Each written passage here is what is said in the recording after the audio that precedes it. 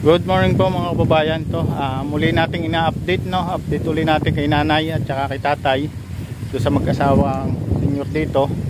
Yung may putol na bata. Kung meron silang meron silang lote no.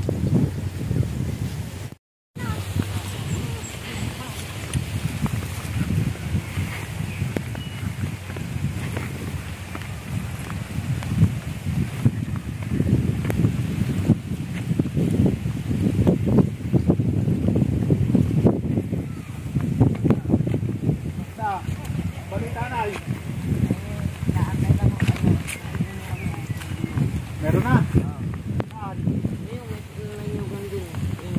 Doon sa niyugang yun. Pag may materialisan, ang daan. Doon o, tapatan. May daan doon. Doon sa tapat ng Lumihan. May gas, malapit sa gasolinahan. Malapit to sa gasolinahan. Yung may kainan doon. Ayun, may lupa na raw sila. Inaantay nga lang tayo. Kami lang inaantay nyo. Kasi busy pa ako, katatapos lang din ang pinagawa kong bahay doon sa Santa Maria. Kaya hindi ako nakakapasyal dito. Isa pa, yung anak ko lagi may pasok. Ngayon lang walang pasok, Sabado. Kaya kapasyal ako dito sa inyo. Doon sa, hindi kayo paalis. Baka naman pag nandun na kayo paalisin kayo doon pag may bahay na. Hindi. Pamangkin niya may ano niya. Ganito na kasi di ba dito kayo tayo.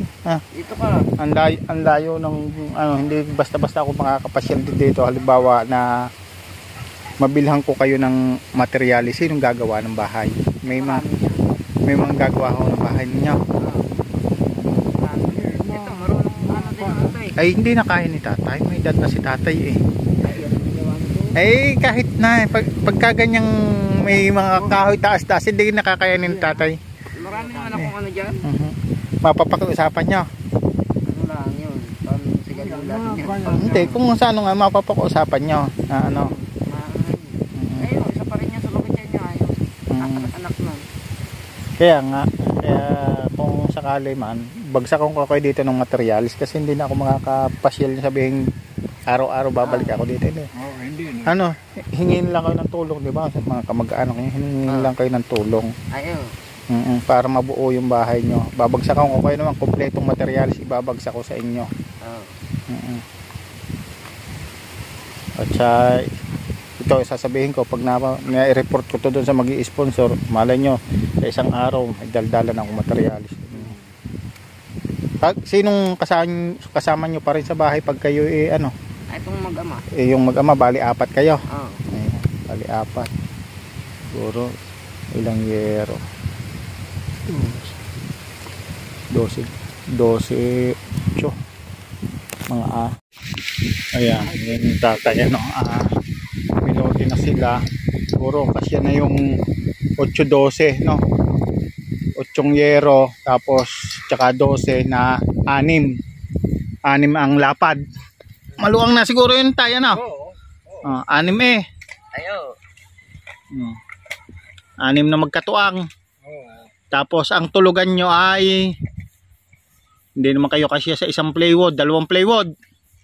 Dalawang tawag dito yung pinulik para matibay.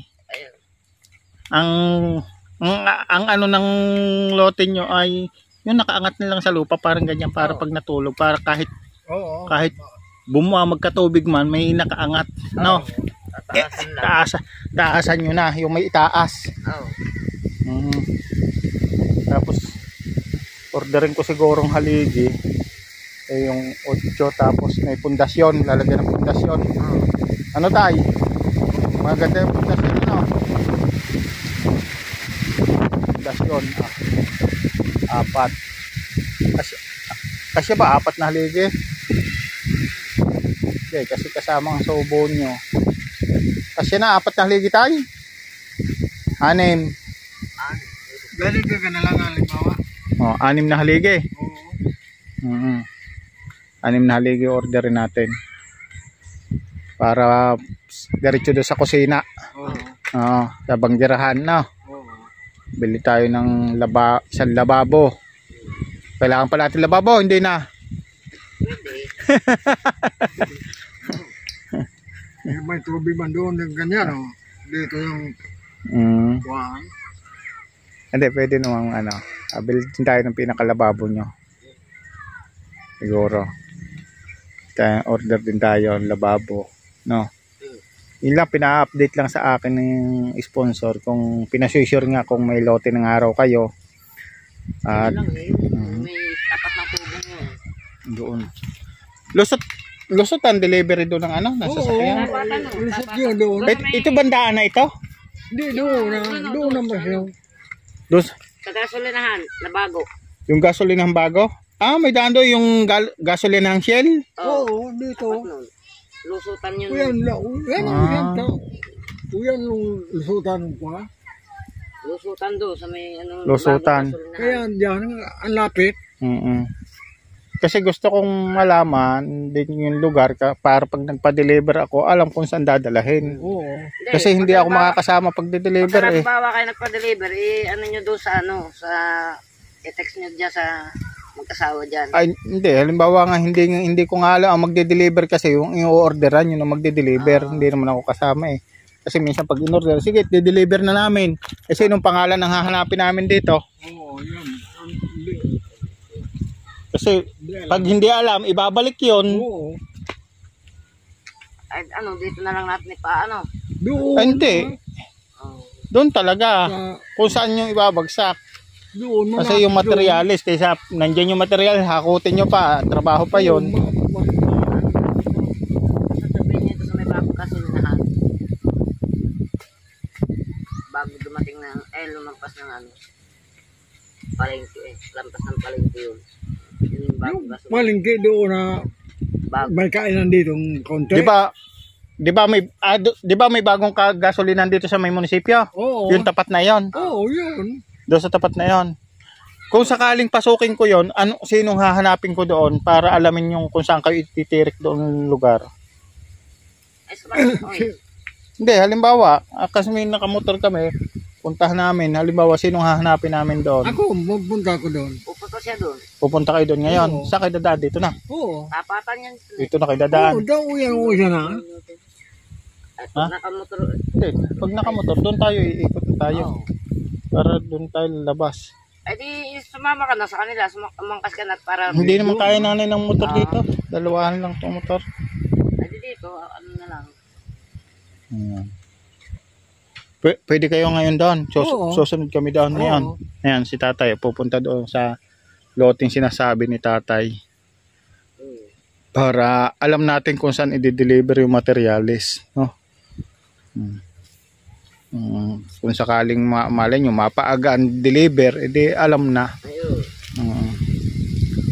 Basta kung ano, kung sino yung gagawa tayo, mag-iiwan naman ako kung sakaling may bigay ang sponsor na sobra sa materialis. Mag-iiwan ako ng pang merienda nyo, pangkain, siyempre doon sa mga magtatrabaho. Na. Oo.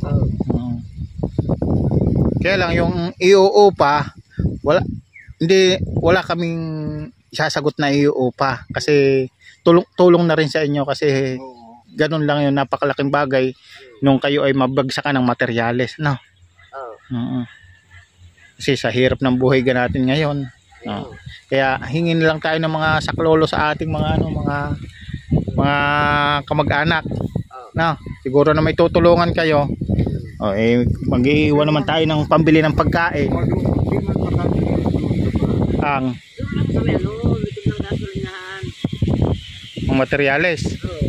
Hindi man makakita doon ang motor. Ay di, iiwan po. Tapos, pag nagbagsak ng materyales, doon lang din sa may gasolinahan. Oo, doon sana. Hindi, diretso yung ano dito. Diretso doon. Tapos, ayan. Akutan na lang namin dito. Sabi nyo, hindi lusot ang motor. Hindi, ibig sabihin nga, yung motor yung nyo, motor, ano, hindi naman. Yung ko sa hindi taong makakalusot daan. diretso dito. Ibig sabihin niya. Hindi. Ay, di yun lang sa tinitigilan na ano doon. Hindi, ibig ko nga sabihin, saan kami pwede pumasok doon? Saan namin pwede, ibig ko sabihin, di ba, pupunta tayo doon. Yung pagbabagsakan ng materyales, di siyempre pasok doon ang motor sa pagbabagsakan ng materyales. May daan kasi yun doon yung may gasolinahan at may kainan. Ganito yung kalakilaan yung daanan nun. Ang sasakyan. O, doon sa lusot ang sasakyan. Makikita nyo naman. Lusot din yung motor nila. Hanggang doon lang sa may pinagbahayan. Kubo doon dati. Doon nga natigil yung pamangkin mo dyan eh. Sino? Si Jun. Doon natigil sa may... Oo, yun dito sa kwa. Hindi yan pwede din diretso. Gawa kung... Sabagay, dapat pag diniliver, kasi dapat sabay-sabay eh. Ano? Pag diniliver ang materialis, dapat nandito ako. Kaso yung mga magde-deliver, hindi maintindihan kung kailan halimbawa. Kaya nga dapat pati dito muna eh. Ano, at walang tao minsan doon eh. Dapat dito na lang muna ibaksak. Hindi, kasi kung ibabagsak dito, napakalayo pa na ihakutin. Oo, doon na pa. Ay, lapit lang. Ayun nga lang pala. May tapayuan. Doon, sa may bilog. Okay na sa mayari yan. Oo. Sige. Sino gagawa? Mapapakausapan ko yung mga pamangkin ko dito. Oo, bayanihan na lang kamo para maayos yung bahay nyo. Oo. Saka yung anak ko. Sige po.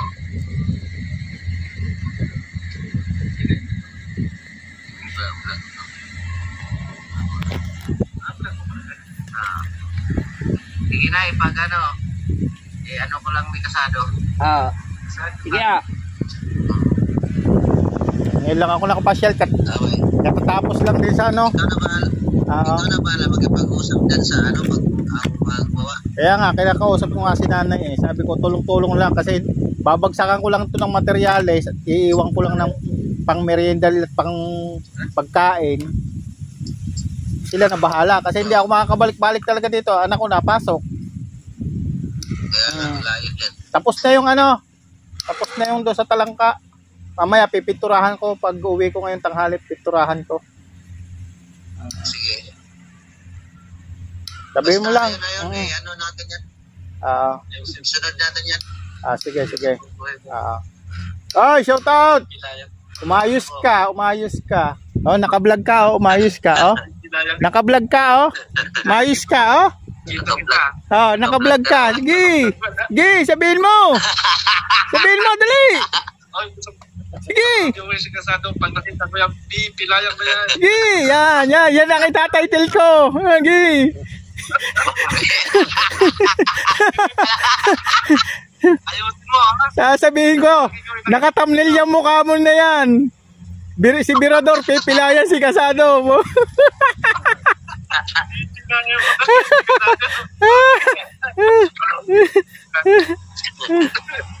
Sige ba yan? Sige. Sige. Okay. Ingat sa misyon. Okay. Okay. Okay. Thank you, bye. Ayun. I-report ko na doon sa kanila. Sila kasi ako, kaibigan ko lang yun. Kanyang sponsor yun eh. At least ginagawa ko lang din yung part ko. Update ko, ganyan. Yun. Sasabihin na, no?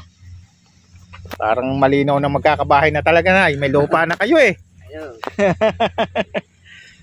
Kanina, galing din kami kay tatay, kay tatay Victor. Ang tigas ang ulo ng matanda Di, doon. si tatay Fidel. Ayaw na daw pagkanohin ng mga anak eh. Kaya, nadaanan ko ngayon, ang daming kalakal. Nagpipilit siya at naiinip daw sa bahay. May kasipagan Taglayaw. Paano tayo? Mukhang magkakabahay na talaga kayo. Na-report ko na. Ano masasabi nyo sa mag-i-sponsor sa inyo? Maraming salamat sa tulong.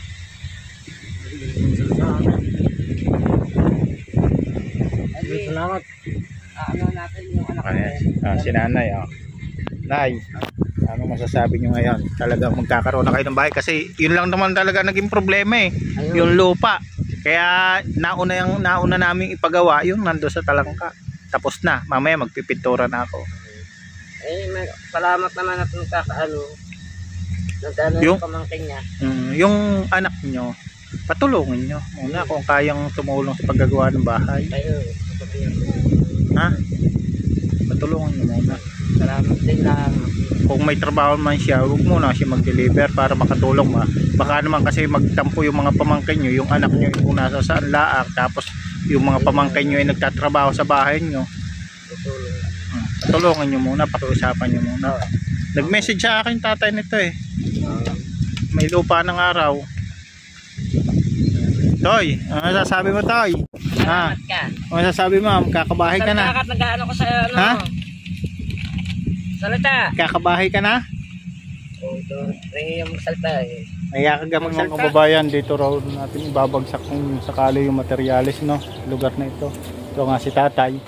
Doon daw kasi sila magbabahay. So sa may puno ng niyog na yun, 2 punong niyog na yun, no? Sa kabilang palayan. Kaya dito ang pwesto ng ano, yung pagbabagsakan yan.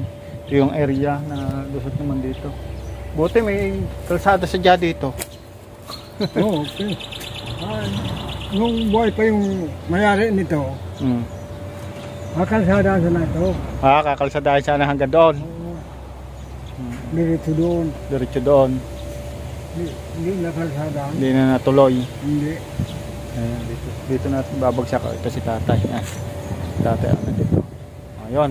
Alam na natin kung saan babagsak yung materyales, no? Dito sa lugar nito. So time, kami uuwi na rin na. Maraming salamat. Inalam ko lang sa inyo kung saan ko pwedeng ibagsak yung materyales. Tapos may babae akong kinausap doon, yung katapat ng bahay niyo doon. Tatawagan ko na lang siya kung sakaling magde-deliver, no? Pakukontak ko doon sa magde-deliver, no? Ayan, para ipaalam sa inyo, tagpuin kayo dito, lugar na ito, no? Oo, may tanong. Malaman ko, dito ako.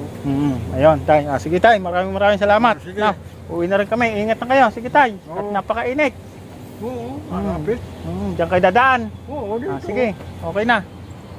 Ayun, ganun lang. Maraming salamat po kay Miss Formosa uli at kay JP Alib Vlog. Maraming salamat po sa inyo. At syempre, kay Kuya Bal Santos Matubang. Maraming salamat. God bless po. Bye-bye.